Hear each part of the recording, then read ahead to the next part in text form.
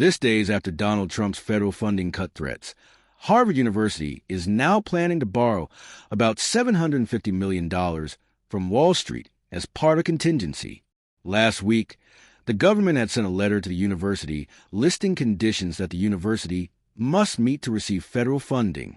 This includes a ban on protesters wearing masks to hide their identity. The Trump administration has announced a review of $9 billion in federal grants and contracts to the university.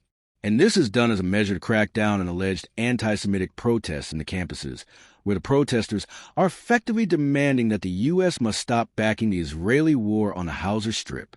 Now, the government is calling these protesters to be terror sympathizers because they want an end to the war.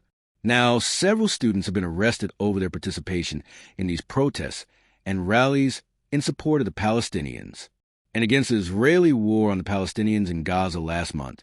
A doctoral student at Tufts University was detained by federal agents who were not even wearing their uniforms.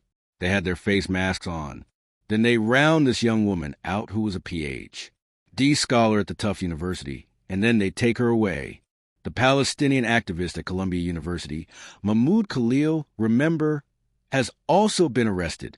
Since assuming office in January, the U.S. president has cut billions of dollars in federal research funding to universities, forcing them to halt research programs and to lay off many of its staff. The move is in fact being condemned by the academic leaders who warn of negative consequences for education, funding, equity, and oversight.